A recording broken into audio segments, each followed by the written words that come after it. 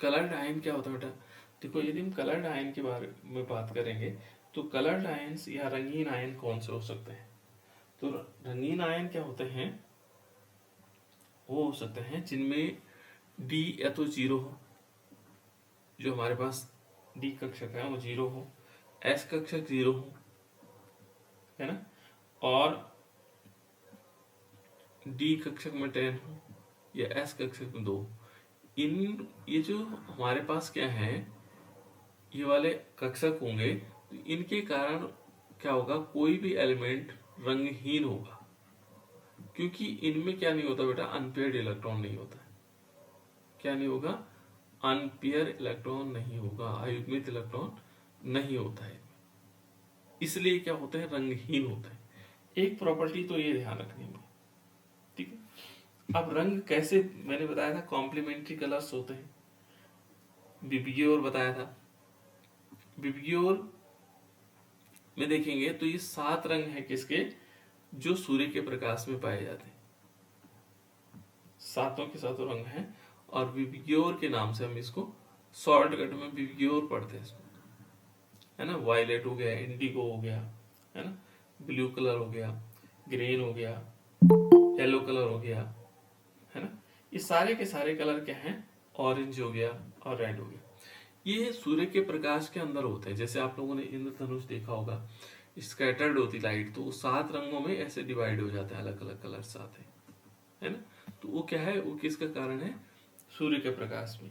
यहाँ पर मैंने एक पॉइंट बहुत इंपॉर्टेंट बताया था कि जब क्या करता है कि कोई वस्तु जब क्या करते हैं, इन 7 रंगों को अवशोषित कर लेती। माना कोई वस्तु हमारे पास है और उस वस्तु ने क्या किया, ये जो 7 के 7 रंग है इनको अवशोषित कर लिया, सारे अवशोषित हो गए, तो इसका रंग कैसे दिखाई देगा, हमें काला दिखाई देगा, काला रंग हो जाएगा यदि सारे रंगों को उसने अवशोषित कर दिया तो, है ना। सारे रंगों को अवशोषित करना, ये हो जाएगा ब्लैक कलर। और यदि क्या करता है, इन सारे रंगों को प्रतिकर्षित कर दे, है ना, अवशोषित न करके, ठीक है ना, वस्तु को अवशोषित नहीं करता है, तो वो कैसे हो जाएगा, वो सफेद रंग हो जाएगा, है ना, श्वेत रंग, श्वेत रंग हो जाएगा, है ना, सफेद रंग जिसको हम कह सकते हैं, सफेद रंग, सफेद कलर हो जाएगा। तो ये 2 पॉइंट्स बहुत इंपॉर्टेंट है, सब के सब रंगों को अवशोषित कर ले तो ब्लैक हो जाएगा, और सबके सब को अवशोषित ना करे, एब्जॉर्ब न करे, तो वो क्या कहलाएंगे, वो कहलाएंगे हमारे पास, वो सफेद रंग हमें दिखाई देगा। दूसरा इसमें कॉम्प्लीमेंट्री कलर्स होता है।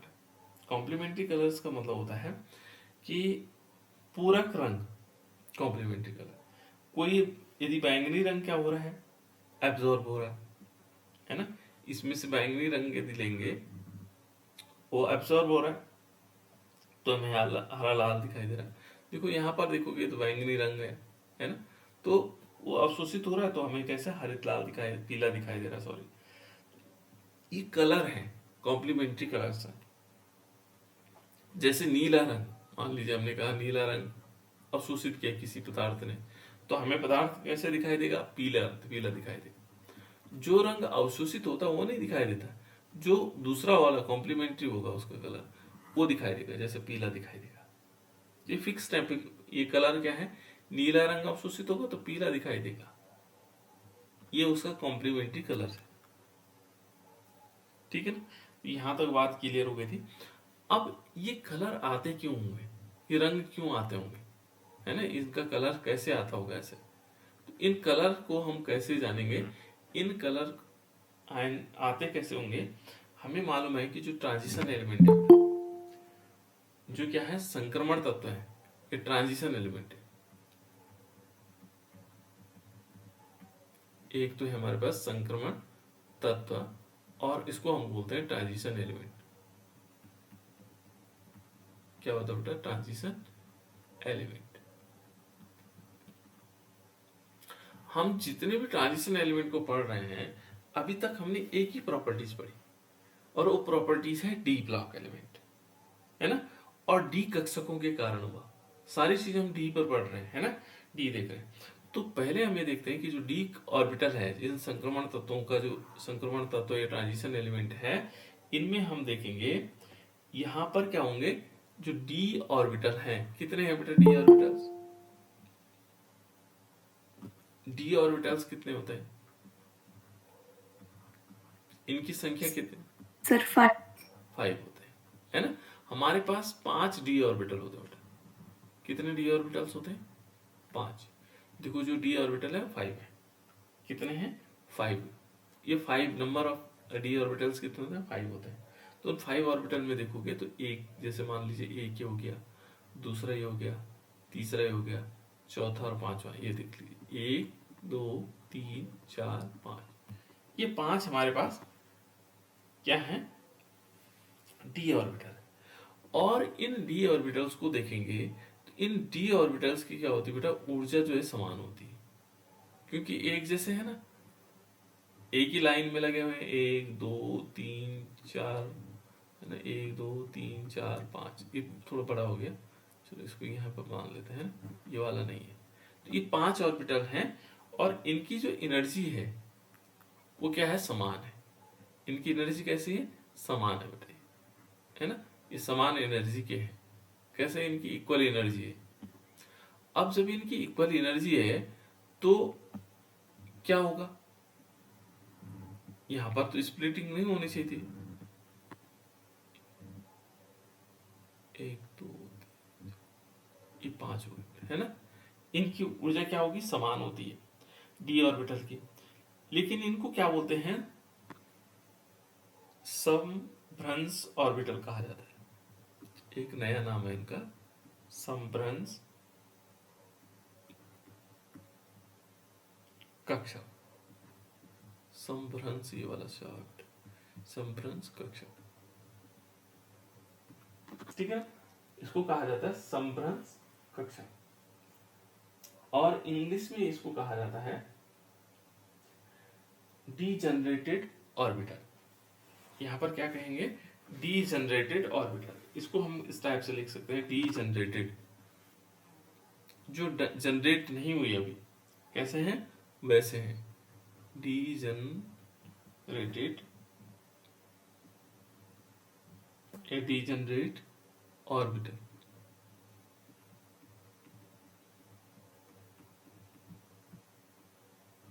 ठीक है ना। ये डीजनरेट ऑर्बिटल्स। अभी ये इनकी ऊर्जा क्या है? समान है। और डी कक्षक क्या है? 5 है, हमें मालूम है। तो इन जो ये क्या है? डी समभ्रंश, इसको हमने कैसे लिखा? समभ्रंश कक्षक, और दूसरा डीजनरेटेड ऑर्बिटल। तो पहली लाइन हमें देखना होगा, समझ में आया कैसे हैं? जिनकी ऊर्जा समान होगी उनको समभ्रंश ऑर्बिटल या डीजनरेट ऑर्बिटल्स कह सकते हैं। ठीक। अब ये 5 कक्षक हैं बेटा। इन 5 में से, ये जो पांचों कक्षक हैं, इन 5 में से 3 कक्षक क्या हैं?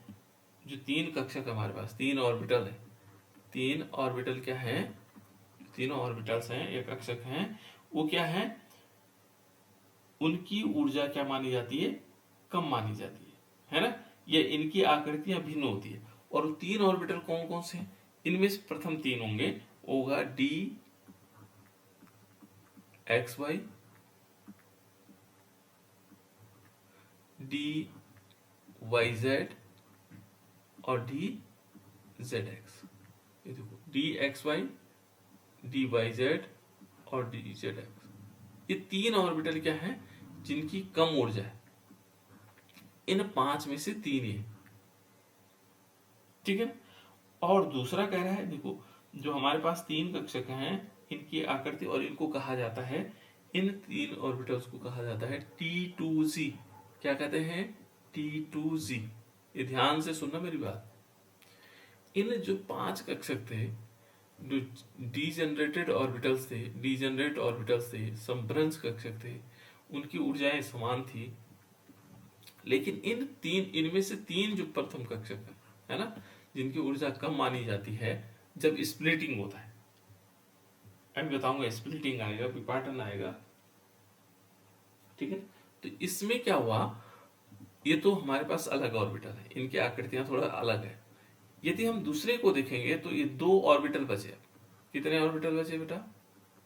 दो ऑर्बिटल। और इन दो ऑर्बिटल को देखेंगे तो दो ऑर्बिटल्स ऐसे आ जाएंगे, पांच हो गए पूरे मिलाकर। और इनका नाम क्या हो सकता है? एक होगा D X square minus Y square, ये पहला है। और जो दूसरा है वो है डी जेड स्क्वायर। ठीक है, इनको कहा जाता है, इनको कहते हैं हम इजी ऑर्बिटल। थोड़ी नई चीज हम सीख रहे हैं। हमने क्या पढ़ा? हमने पढ़ा कि जो ये पांच कक्षक हैं डी के, ये दो पार्ट में विभाजित हैं उनकी आकृति के आधार पर, है ना, थोड़ा भिन्न होती है इनकी आकृतियां। ठीक है ना, तो देखो जो तीन कक्षक हैं वो D X Y, D Y Z, D Z X, जिसको हम टी टू जी ऑर्बिटल कहते हैं। और दूसरा जो हमारे पास ऑर्बिटल है, जो दो ऑर्बिटल्स हैं, वो है D X square minus Y square और डी जेड स्क्वायर। इस प्रकार से हमने क्या कर दिया, इनको अलग अलग पार्ट में कर दिया। इतनी बात समझ में आ गई? अब थोड़ी सी और आगे चलते हैं बेटा। इसमें क्या है, देखो हमने इसको डिवाइड कर दिया और इसको क्या कर दिया, अलग अलग दो पार्ट भी इसके समझ में आ गए। अब हम देखते हैं कि जैसे माना कोई ट्रांजिशन एलिमेंट है, ठीक है ना, मान लीजिए यहां पर कोई ट्रांजिशन एलिमेंट है और उस ट्रांजिशन एलिमेंट के पास कोई लिगेंड्स आता है। ये नया शब्द है आप लोगों के लिए, लिगेंड्स। ठीक है, और लिगेंड्स होते क्या बेटा? लिगेंड्स होते हैं जिनके पास लोन पेयर ऑफ इलेक्ट्रॉन होता है, ऐसे करके ये लिगेंड्स। या मान लीजिए सपोज हमने कहा OH है और इस पर दो लोन पेयर ऑफ इलेक्ट्रॉन्स है, तो ये क्या हो जाएगा, लिगेंड्स हो जाएगा। ठीक है ना, और ये क्या कहता है कि जब मान लीजिए कोई धातु परमाणु या आयन है ना के पास कोई क्या आता है, ऋणायनिक लिगेंड्स आते हैं। ठीक है ना, तो ऋणायन लिगेंड्स आने से क्या होगा बेटा, जो ये हमारे पास पांचों हमने पढ़े थे अभी तक, कौन से पढ़े थे, 5 डी कक्षक पढ़े थे। देखो जैसे ही इसके पास क्या हुआ, वही ऋणायन लिगेंड्स आता है, 1 2 3 4 5, है ना। इसके पास क्या है, ऋणायन लिगेंड्स है। और आते ही क्या हो जाता है, इन जो पांचों कक्षक थे हमारे पास, जो इनकी ऊर्जा समान थी, जब कोई क्या कौन आया, लिगेंड्स आया, ऋणायन लिगेंड्स आया, तो ये जो पांचों डी कक्षक थी जिनकी क्या थी, समान ऊर्जा थी। और समान ऊर्जा हम इनको क्या बोलते हैं, क्या बोलते हैं बेटा, क्या नाम देते हैं इनको, डीजनरेट ऑर्बिटल्स, है ना, ये डीजनरेट ऑर्बिटल्स है।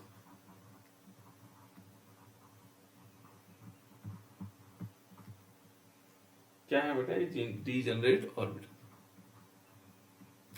समभ्रंश, हिंदी में बोलते हैं बेटा इसको समभ्रंश कक्षक। क्या बोलेंगे, समभ्रंश कक्षक। ठीक है, अब इनके पास क्या है, ये लिगेंड्स आए और कैसे ऋणायनिक लिगेंड्स आए, तो इनकी ऊर्जा समान नहीं रहती। इनकी ऊर्जा क्या नहीं रहेगी, समान नहीं रहेगी। और समान न रहने पर क्या होगा, ये दो ग्रुप में विभक्त हो जाता है बेटा। कितने ग्रुप में, दो ग्रुप में। और दो ग्रुप में कैसे होगा, एक पार्ट ऊपर की तरफ चला जाता है और एक पार्ट क्या होता है, नीचे की तरफ आ जाता है, ऐसे। तो दो ग्रुप में विभक्त हो जाता है और इस दो ग्रुप में विभक्त होने को कहा जाता है बेटा क्रिस्टल फील्ड स्प्लिटिंग। क्या बोलते हैं इसको, क्रिस्टल क्षेत्र विपाटन। क्या बोलेंगे, मैं हिंदी में लिख देता हूं पहले, क्रिस्टल क्षेत्र और विपाटन। क्या बोलेंगे इसको, क्रिस्टल क्षेत्र विपाटन कहेंगे इसको। और इंग्लिश में कहा जाता है इसको क्रिस्टल फील्ड स्प्लिटिंग।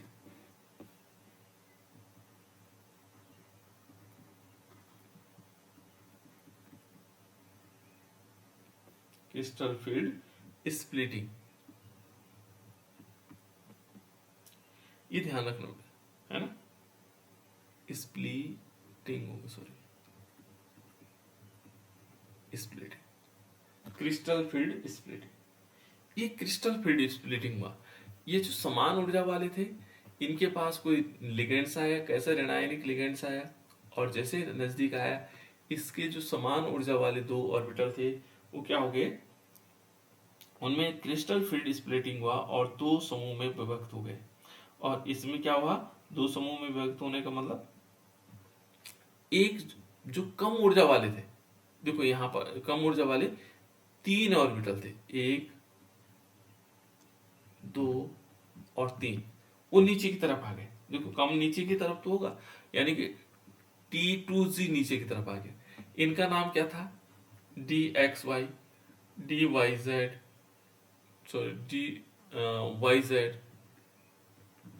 और DZX। ये कम ऊर्जा वाले ऑर्बिटल है। ये क्या होंगे, एक सेट तीन ऊर्जा है जो निम्न ऊर्जा वाला होगा, और दूसरा सेट में क्या होगा जिसमें दो चले गए, कौन कौन से, जो ऊपर की तरफ थे, यानी कि यहाँ इस टाइप से दो पार्ट आ गए ऊपर, और इनको कहा हमने इजी ऑर्बिटल। क्या कहा, इजी, इजी ऑर्बिटल कहा। और इन ये कौन से वाले हैं बेटा, इनकी ऊर्जा क्या होती है, उच्च होती है, DX² - Y² और DZ²। कुछ कह रहे बेटा आरोसी, सर आपने DZY लिख रखा, DZX था वहाँ पे। कहाँ पे,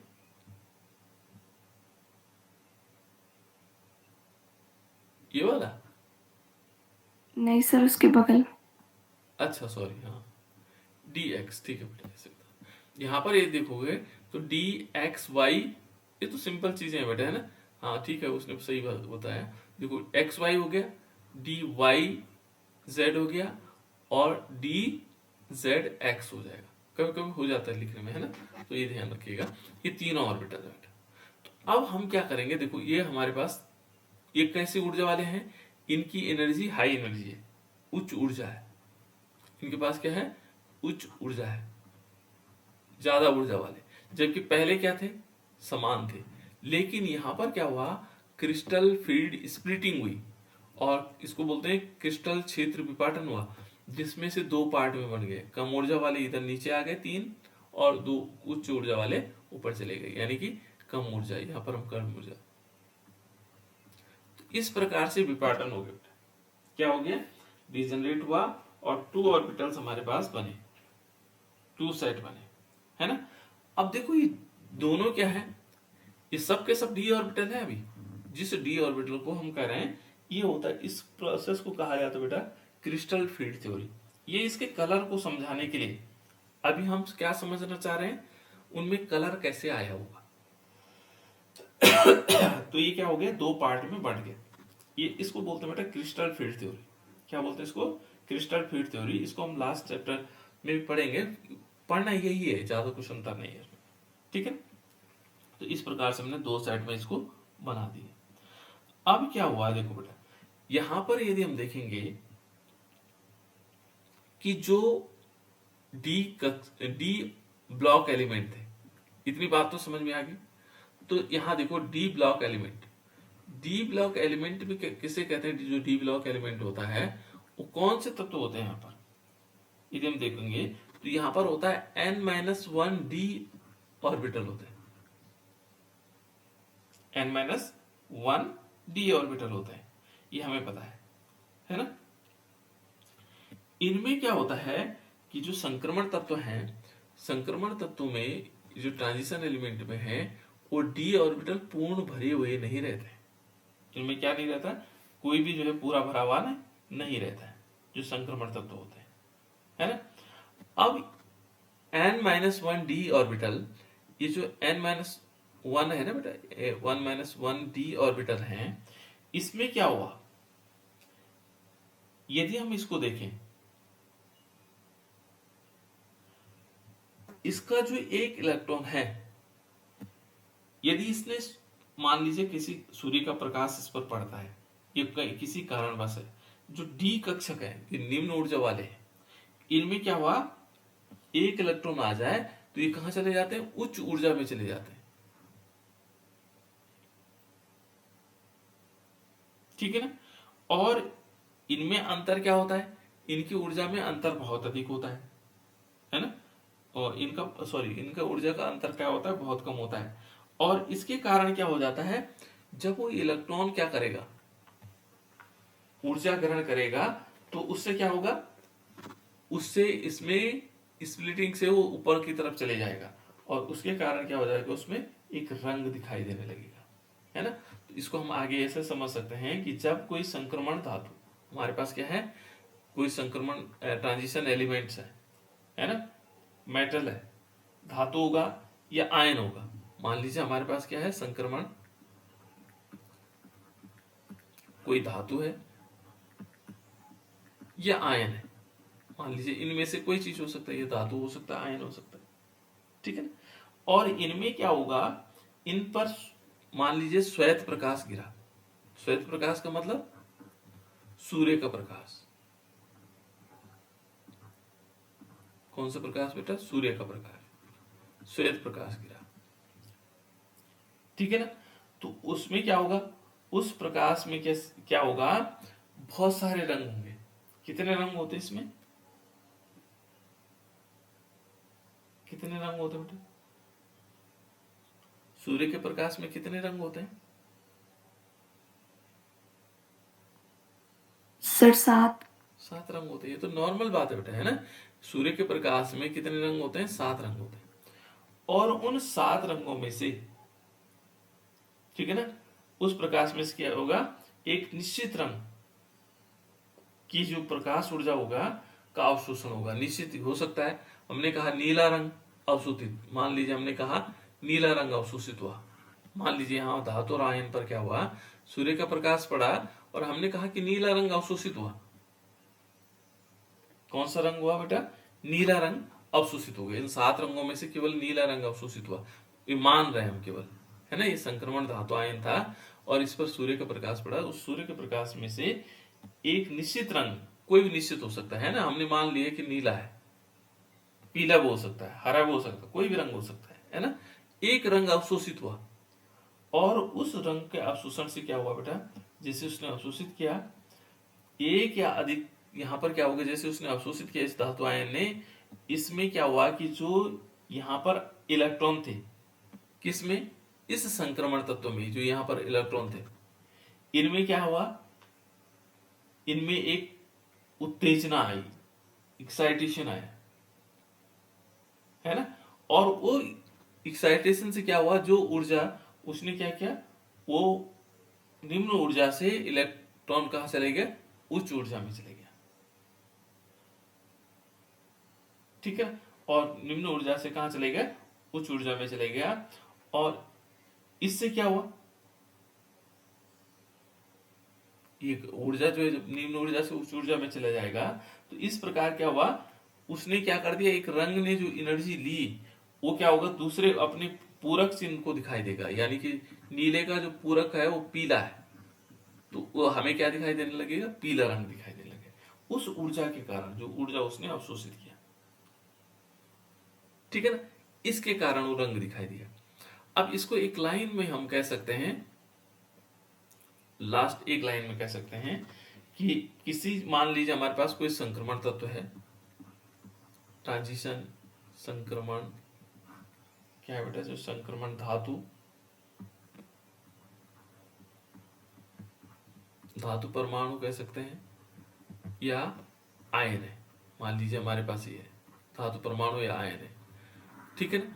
और इसमें क्या, कौन से ऑर्बिटल थे बेटा, आयनों का जो रंग प्रदर्शन होता है, डी डी, यहां पर देखो डी डी संक्रमण, डी डी इलेक्ट्रॉन संक्रमण, सॉरी इलेक्ट्रॉन, ये डी डी क्या हुआ,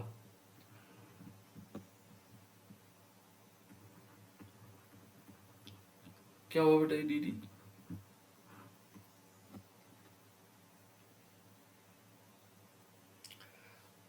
ये जो डी और डी है, डी डी का मतलब हुआ यहां पर जो हमारे पास डी ऑर्बिटल थे, ऐसा था ना।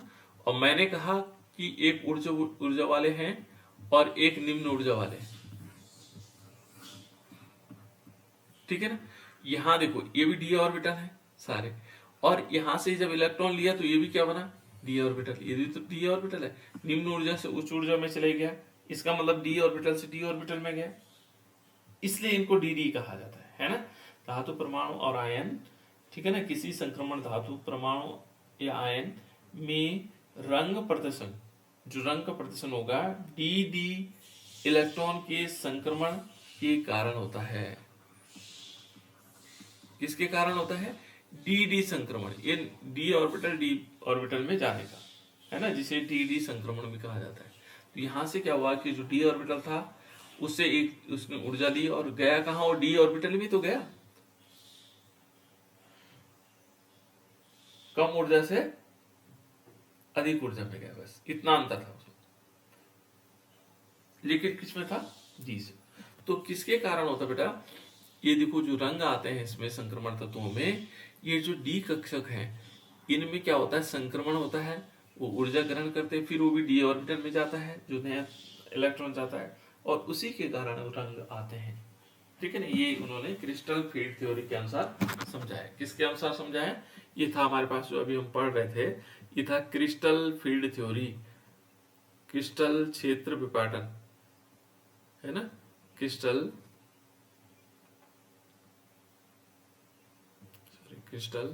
Field theory.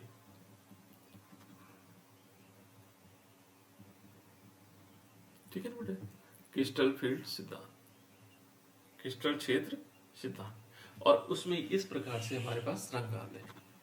समझ में आया होगा किस टाइप से आप लोगों ने रंग देख रहे हैं। ये क्वेश्चन आता है कि रंग किस प्रकार से आता है, तो आप एक लाइन में लिख सकते हैं कि किसी भी संक्रमण धातु परमाणु आयन में रंग का कारण, ये रंग का प्रदर्शन डी डी इलेक्ट्रॉन के संक्रमण के कारण होता है।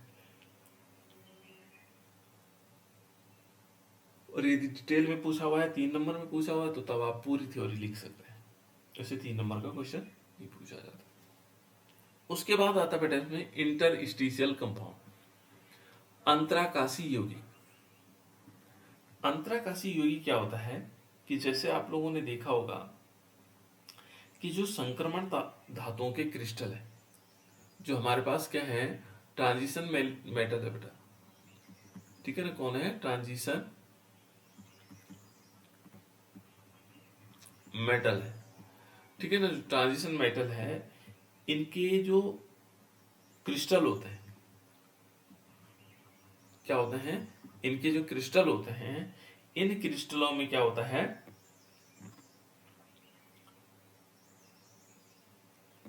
ये काफी नजदीक नजदीक जुड़े हुए होते हैं। जैसे माने यहां पर देखोगे इस प्रकार से क्रिस्टल जुड़े हुए हैं, ये है ना, ये घटक कण है इसके, ऐसे नजदीक नजदीक जुड़े हुए होते हैं। ठीक है, और नजदीक नजदीक जुड़े होने के बाद भी क्या होता है, इनके बीच खाली स्थान भी रहते हैं। देखो रिक्त स्थान दिखाई दे रहा है आपको, नजदीक नजदीक जुड़े हैं लेकिन फिर भी इनके बीच क्या है, खाली स्थान शेष रह जाता है ना। और इनको बोलते हैं बेटा इंटरस्टिशियल, क्या बोलते हैं, इंटरस्टिशियल या अंतराकाश, इसको क्या बोलते हैं हम, अंतराकाश। ये कौन सी जगह है, अंतराकाश है, इंटरस्टिशियल पोजीशन है। जैसे यहां दिखाई दे रहा है ना, क्रिस्टल बने हैं, ऐसे बने हुए हैं, ऐसे 1 2 3 इस टाइप से काफी नजदीक होते हैं, है ना। लेकिन इनके नजदीक होने के बाद भी इनके बीच क्या होता है, छोटे छोटे स्थान खाली रह जाते हैं। इनको क्या बोलते हैं, इनको बोलते हैं हम अंतराकाश। ठीक है ना। और इन छोटे छोटे जो क्या है, अंतराकाश हैं, इनमें छोटे अधातु, छोटे कौन से अधातु हो सकते हैं, जैसे हमारे पास हाइड्रोजन है, ये अधातु है बेटा, हाइड्रोजन हो गया। दूसरा हमारे पास बोरोन हो गया, कार्बन हो गया, है ना, नाइट्रोजन हो गया। ये आकर के यहां चले जाते हैं, ये छोटे आकार के है ना, और इनमें चले जाते हैं। ट्रांजिशन एलिमेंट में जो उनका क्रिस्टल होगा बहुत पास पास होता है, लेकिन उनके बीच भी कुछ जगह खाली रह जाती है, और उन खाली जगहों में क्या करते हैं, जो अधातु है हमारे पास, अधातु कौन से, हाइड्रोजन हो गया, बोरोन हो गया, कार्बन हो गया, नाइट्रोजन हो गया, ये उन जगहों पर आ जाते हैं और उन जगह स्थान ग्रहण कर लेते हैं। और इसके साथ क्या होता है, धातु परमाणु बंध बना लेते हैं और साथ साथ में धातु और परमाणु के बीच बंध बन जाता है। ठीक है, और इस प्रकार के यौगिक जो बन जाते हैं, जो ये यौगिक बनेंगे उनको बोलते हैं अंतराकाशी यौगिक। क्या बोलेंगे उनको? अंतराकाशी यौगिक। इतनी बात मेरे समझ में आए बेटा? ये जो संक्रमण तत्व हैं, इनके जो क्रिस्टल होते हैं, क्रिस्टल के जो घटक कण होते हैं, वो बहुत ही क्लोजली ऐसे पैक होते हैं। ठीक है ना, फिर भी इनके बीच कुछ स्थान रह जाता है जिसको हम बोलते हैं अंतराकाश स्थान, ये इंटरस्टिशियल है ना, इंटरस्टिशियल पोजीशन। और उन पोजीशन में क्या होते हैं, जो अधातु होते हैं, छोटे छोटे होते हैं अधातु, वो जैसे कार्बन हो गए, हाइड्रोजन हो गए, वो आकर के क्या हो जाते हैं, यहाँ चले जाते हैं और उनके साथ बॉन्ड बना लेते हैं। तो इस प्रकार से जो बने हुए जो पदार्थ होंगे, इनके साथ बॉन्ड बना करके जो पदार्थ होंगे, उनको बोलेंगे इंटरस्टिशियल या कंपाउंड, अंतराकाशी यौगिक। तो ये अंतराकाशी यौगिक है ना, इनको हम क्या बोलेंगे, अंतराकाशी यौगिक। ये बिल्कुल जैसे ठोस होते हैं उसी रूप में हमें मिल जाते हैं, जैसे ठोस होते हैं, है ना, काफी सख्त भी होते हैं, है ना। उदाहरण के लिए हमारे पास है, जैसे इसको देखेंगे तो ये है स्टील हो गया, ढलवा लोहा हो गया, ये अंतराकाशी कार्बन के कारण होता है, काफी कठोर रहता है ना। तो इस प्रकार से ये बना लेते हैं। इसके एग्जाम्पल के रूप में देखेंगे तो TiC, टीआई को तो जानते हैं आप लोग, टाइटेनियम कार्बन हो गया, है ना। Mn जानते हो, Mn तो जानते हैं, Mn4, और इसमें क्या आएगा, N आ जाएगा। तो ये Mn4N जो है, ये भी क्या होगा, इस प्रकार की होगी। Fe3H हो गया, Fe3H हो गया। इस प्रकार से हमारे यौगिक बन जाते हैं और ये रासायनिक रूप से क्या होते हैं बेटा, अक्रियशील होते हैं और विद्युत धारा के अच्छे सुचालक माने जाते हैं। तो ये तो है अंतराकाशी। समझ में आया कि जो ट्रांजिशन एलिमेंट है, संक्रमण धातुएं हैं, वो क्या करती हैं, बहुत क्लोजली जुड़ी हुई रहती है और क्लोजली जुड़े होने के कारण फिर भी उनके बीच कुछ स्थान खाली रह जाता है। और खाली रहने से क्या होगा बेटा, जब खाली रह जाता है तो उन खाली रहने वाली जगहों पर क्या आ जाता है, कार्बन, हाइड्रोजन, इस प्रकार के धातु आ जाते हैं और वो बॉन्ड बना लेते हैं। तो इस बॉन्ड बनाने से क्या हो जाएगा, जब बॉन्ड बना लेते हैं तो उससे क्या हो जाता है, वो एक प्रकार के यौगिक बना लेते हैं, है ना। और उन यौगिकों को बोलते हैं हम अंतराकाशी यौगिक। ठीक है, नेक्स्ट है बेटा इसमें, वो है मिश्र धातुओं का बनना। अब मिश्र धातुओं का कैसे बन सकते हैं, फॉर्मेशन ऑफ एलवाई। एलवाई कैसे बन सकते हैं, हमारे पास जो एलवाई होते हैं, मिश्र धातुएं हैं, वो कैसे बन सकते हैं। एलवाई जानते हैं आप लोग, आप लोगों के घरों में बहुत सारे बर्तन, हमारे पास पीतल का बर्तन देखा आप लोगों ने,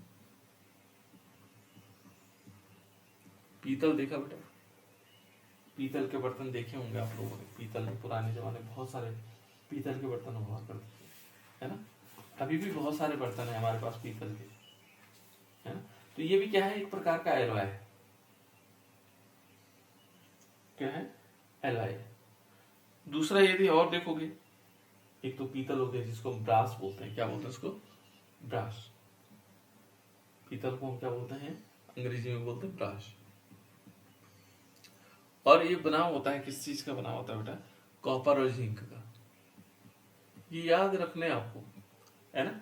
एग्जाम्पल से शुरू कर रहे हैं।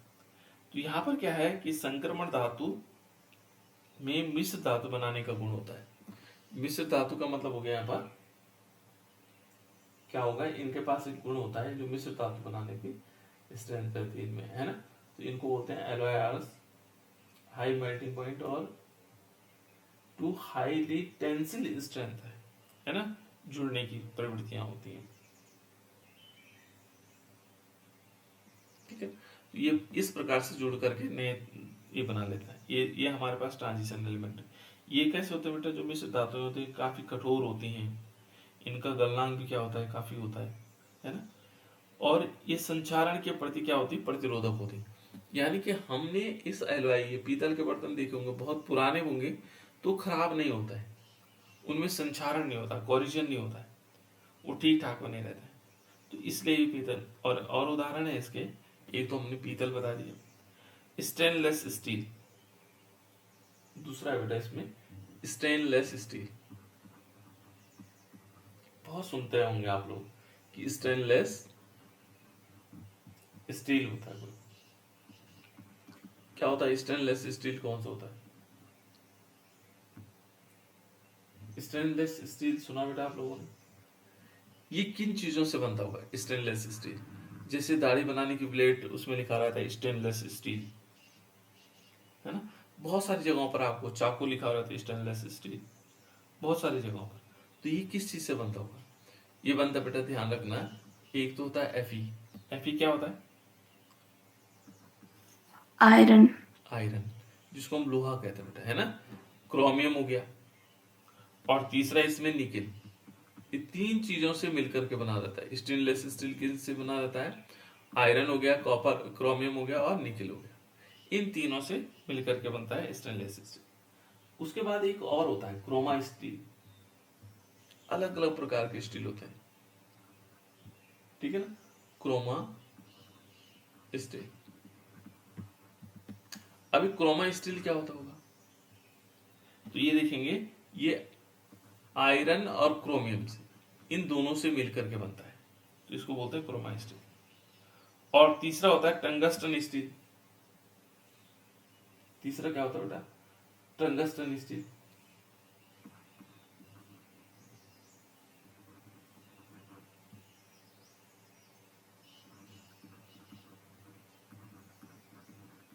टंगस्टन स्टील क्या होता है? एकदम टंगस्टन स्टील को देखेंगे तो एक तो होगा आयरन और इसके साथ टंगस्टन मिला हुआ, टंगस्टन को डब्ल्यू से लिखा था, है ना। और एक होता है बेटा ब्रॉन्ज, जिसको हम बोलते हैं कांसा, है ना। क्या बोलते हैं? कांसे की थालियां तो बहुत सारी देखी होंगे आप लोगों ने, देखिए ब्रॉन्ज। ब्रॉन्ज जिसको हम कांसा कहते हैं, और ये दो चीजों से मिलकर के बना होता है। इसमें होता है कॉपर और टिन। ये बहुत इंपॉर्टेंट भी माना जाता है बेटा, कांसे की थालियां, है ना। बहुत सारी हम कहते हैं कांसे की थालियां, वो क्योंकि खराब नहीं होती कई सालों तक, है ना। स्टील तो आप लोगों ने स्टील के बर्तन तो देखे होंगे। तो इस टाइप से हमारे पास क्या होते हैं? एलॉय होते हैं, जिनको हम बना सकते हैं, है ना। नेक्स्ट पार्ट है बेटा इसका, मिश्रित धातुओं का बनना। ये सारे ट्रांजिशन एलिमेंट बनाते हैं, संक्रमण तत्व बनाते हैं, है ना। नेक्स्ट इसमें देखेंगे तो ये है संकुल यौगिकों का बनना। अब संकुल यौगिक क्या हुआ? Formation of complex compound. ये कॉम्प्लेक्स कंपाउंड को हम क्या बोलते हैं? संकुल यौगिक होते हैं, ठीक है। तो जो संक्रमण धातुएं होते हैं बेटा हमारे पास, संक्रमण धातुएं हो गई, है ना, आयन हो गया, ट्रांजिशन एलिमेंट, ठीक है। जो संक्रमण धातुओं में संकुल आयन और संकुल यौगिक बनाने का गुण पाया जाता है, ठीक है ना। और ये गुण कैसे आया होगा इनके अंदर? इस कैसे आया होगा? इसमें क्या होता है बेटा, यहां पर यदि देखा जाए तो हमें दो तीन चीजें जाननी है। जो धनायन होते हैं, यानी कि कैटायन होते हैं बेटा, उनका जो आकार है, साइज है, वो कैसे होता है? हमेशा छोटा होता है, ये ध्यान रखना। जो कैटायन होंगे उनका आकार क्या होगा? छोटा होगा, ठीक है ना। और यदि आकार छोटा है तो उससे क्या होगा? उनकी जो डेंसिटी है या घनत्व है ना, जो क्या होगा, ये तो उनकी डेंसिटी या घनत्व हम क्या कहेंगे, कैसे होगी? अधिक होगी। तो इनकी जो डेंसिटी होगी कैसे होगी बेटा? अधिक होगी। देखो छोटा जो आकार का क्या होता है, छोटे आकार के जो पदार्थ होते हैं वो नजदीक नजदीक आ जाता है ऐसे, उनमें जगह बचने की कम संभावनाएं रहती है ना। तो उनकी डेंसिटी क्या होती है? अधिक हो जाती है।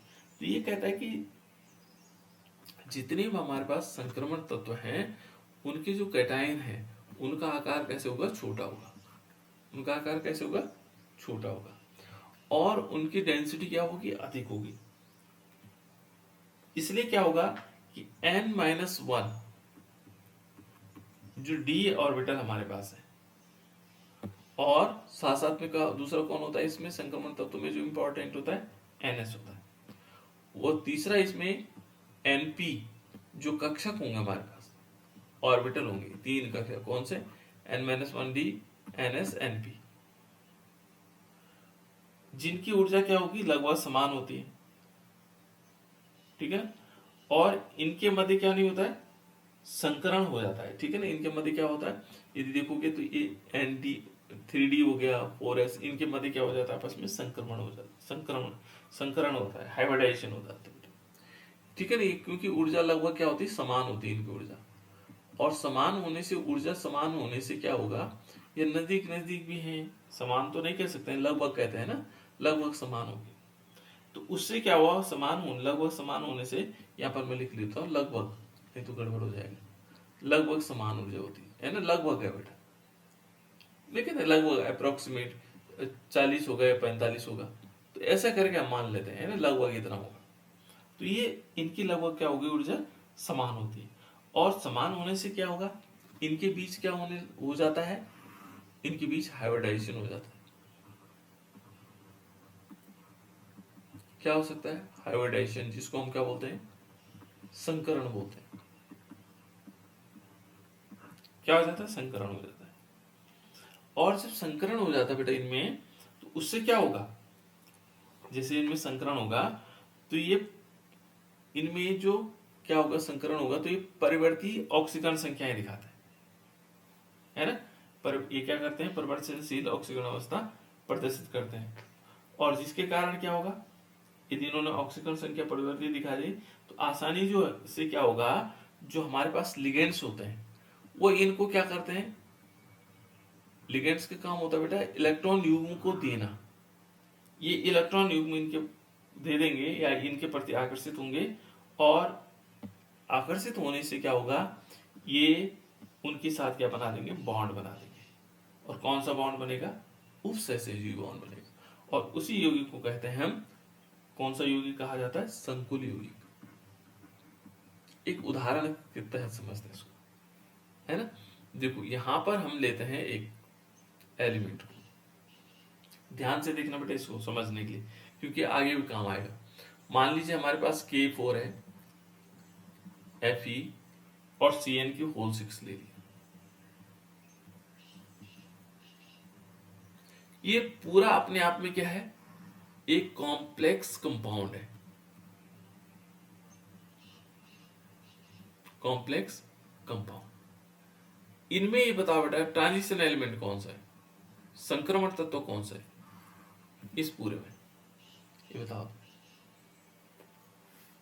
बताओ बेटा कौन है इनमें संक्रमण तत्व।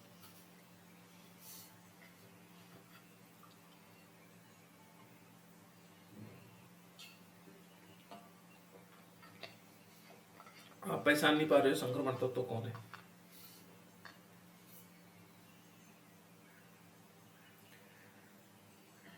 बेटा कोई संक्रमण तत्व, ये आयरन क्या है यहाँ,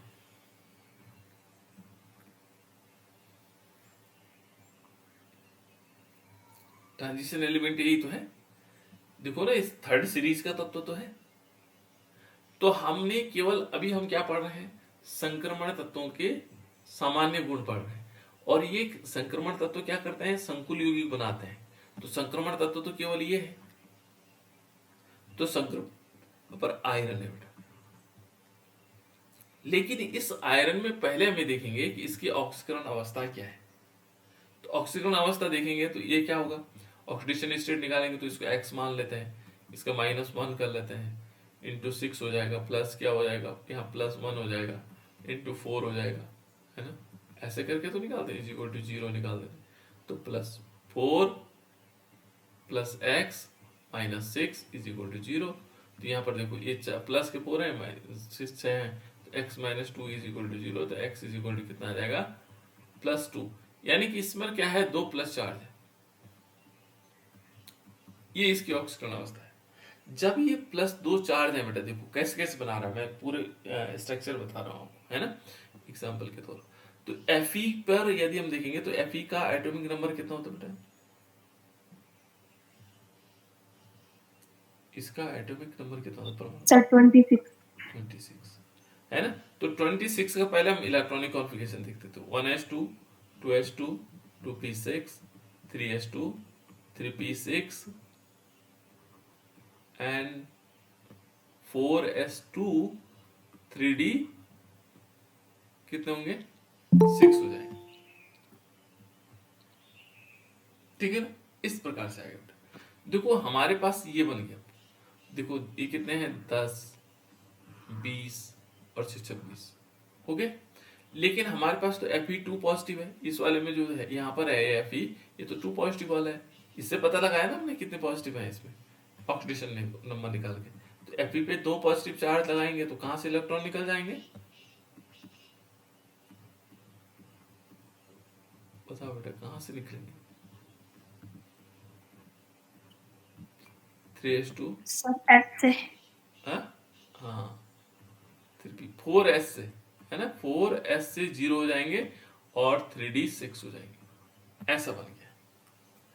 अब देखो ये कह रहा था, अभी कहा उसने, जो हम इससे पहले पढ़ रहे थे, कि संकुल यौगिक बनाता है, लेकिन वो कहता है कि n-1 d ns और np इनकी ऊर्जा लगभग समान होती है ना। तो np तो यहाँ है नहीं, चलो मान लीजिए हम 4p ले लेते हैं, पर क्या लेते हैं, 4p ले लेते हैं।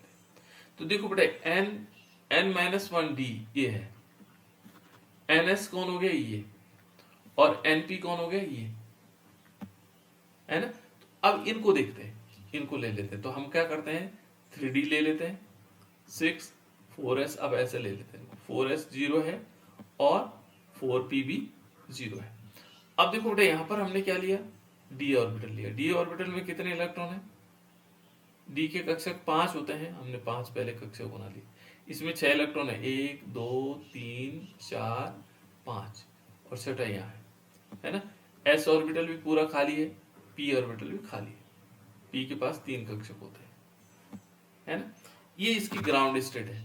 फिर क्या होता है यहाँ पर, ये लिगेंड्स आता है, ये लिगेंड्स ये है साइनाइड्स, है ना।